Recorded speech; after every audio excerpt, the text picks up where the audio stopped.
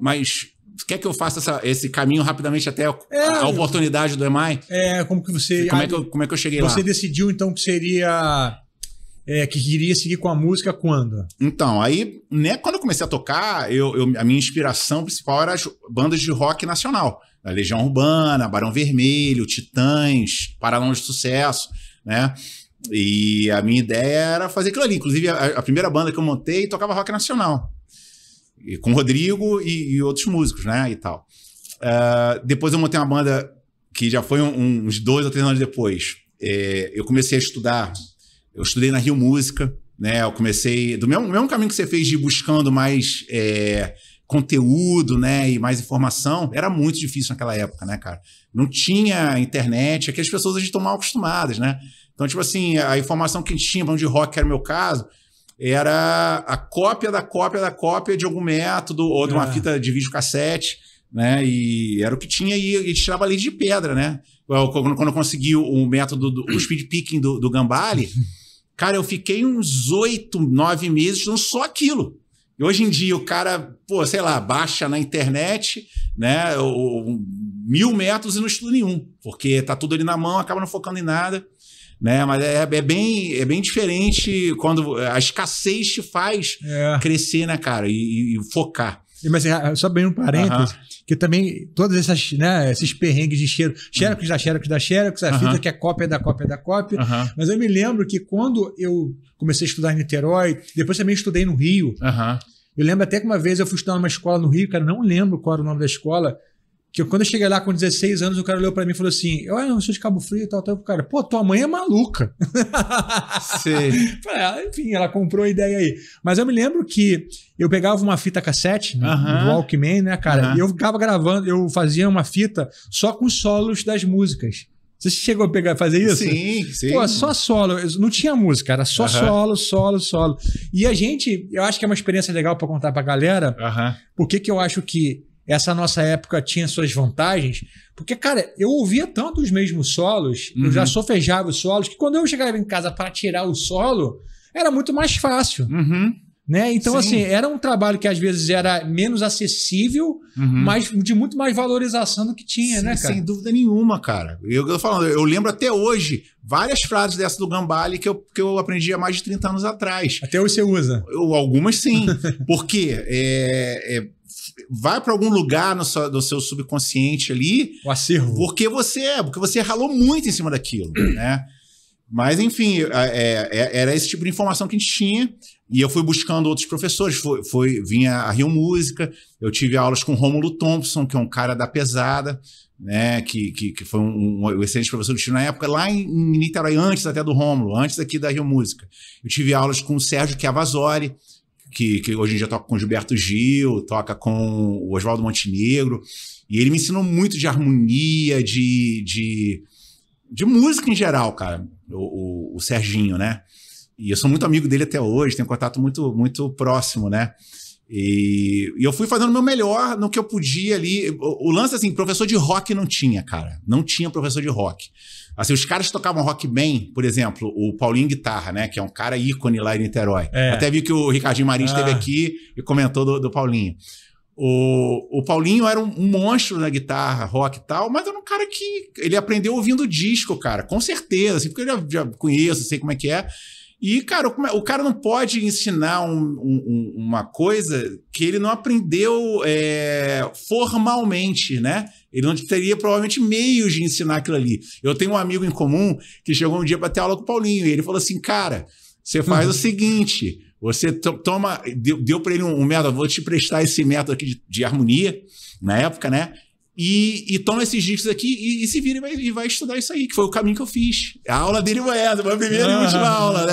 Então, assim, toma esse aqui que, aliás, esse cara, né, que me contou essa história, que é o Marcelo Gomes, foi um cara que foi determinante. Eu tive duas pessoas que foram determinantes na minha carreira, assim, na minha trajetória, sabe? O Marcelo Gomes, que infelizmente faleceu no ano passado, né? E tem várias histórias com ele que a gente vai citar aqui, que tem umas histórias legais, cara, e tal. E mais pra frente o Sidney Carvalho, sabe? Mas eu vou chegar lá, não quero pular, queimar a etapa. O Marcelo eu conheci nessa época que eu tava começando. E ele era um pouco mais velho, uns 7 anos mais velho que eu, e já tocava bem, cara. E ele que me apresentou, peguei uma aula ou duas com ele, ele que me apresentou todos esses Guitar Heroes que eu tenho até hoje, né, cara? Os grandes Guitar Heroes, assim, que estão aí até hoje, como o Vai, o Satriani, o Malmsteen. Foi tudo o Marcelo que me apresentou. Ele me tirou da coisa, assim, de conhecer rock nacional, né, e tal, e assim, me apaixonei pelo Van Halen, já conhecia a banda, mas ele tinha todos os discos e tal. E ele tá muito presente nessa... eu era quase um irmão mais novo dele, assim. Ele curtia a minha onda e tal, e ficamos muito amigos, assim, sabe? E aí, o que aconteceu? Aí, estudando essa coisa toda por aqui, ele tinha esse sonho de ir pro Musicians Institute. Eu nem sabia o que era, Matheus. Eu não tinha ideia, cara. Eu lembro um dia lá em casa, e isso foi muito... é uma coisa que eu não esqueço nunca mais, que ele levou uma revista Guitar Player americana. Ele vinha em Copacabana, ele morava em Niterói. Ele vinha em Copacabana comprar a revista. Ele encomendava, não sei como é que o cara conseguia, era uma banca de jornais. Tinha algumas bancas que tinham. Que tinha, mas assim, era bem mais caro, né? Assim, porque provavelmente... Era importado. Mas era importado de alguma maneira que não era... não podia ser, cara. Nada. Nessa época, anos 80, era fechado. O Brasil não tinha como importar legalmente. Eu sei lá o que acontecia, que os caras vendiam a revista lá, né? E ele nem comprava todo mês, que era muito caro. Era bem caro, assim, era bem mais do que o preço em dólar da capa, né? Sim. Mas aí ele levou uma pra mim e ele mostrou aqui, cara, esse aqui é o Musicians Institute. Cara, o meu olho brilhou. Assim, eu lembro claramente, sabe, quando eu vi na revista, assim, eu falei, cara, era inatingível, Matheus. Assim, era...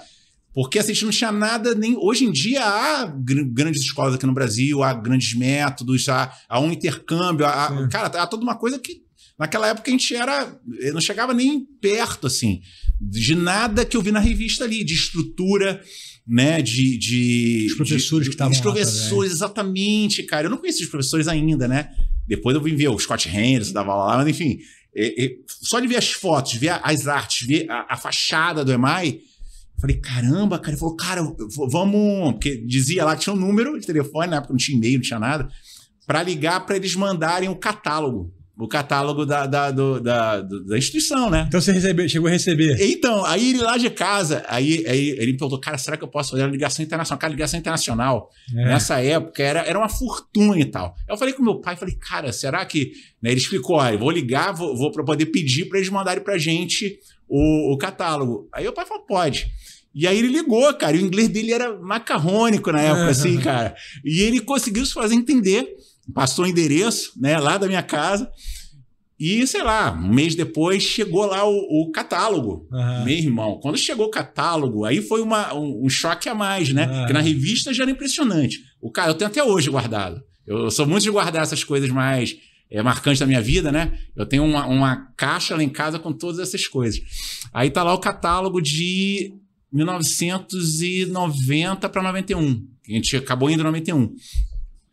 Cara, aí era um sonho inatingível, era assim, tanto em termos de valor, né, como em termos de... Eu não me imaginava, era muito tímido, cara.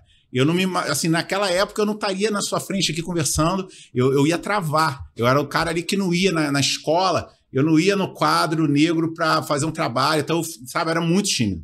Então, assim, só de pensar em ir, a minha barriga já gelava, cara, gelava, assim.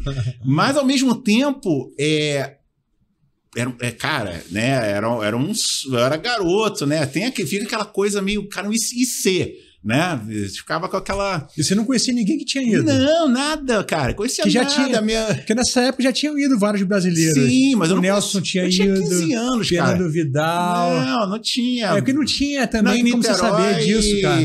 Pro Rio, né, assim, é próximo demais, mas ao mesmo tempo naquela época estão sem internet e tal... Pra você conhecer esses caras, tinha que ser através de um amigo em comum, sei lá.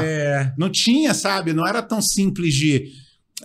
conectar, você tinha que estar no meio, estando nos eventos, né? Sim. Que estando num show, estando realmente presencialmente. Não tinha como, né? Não tinha outra maneira.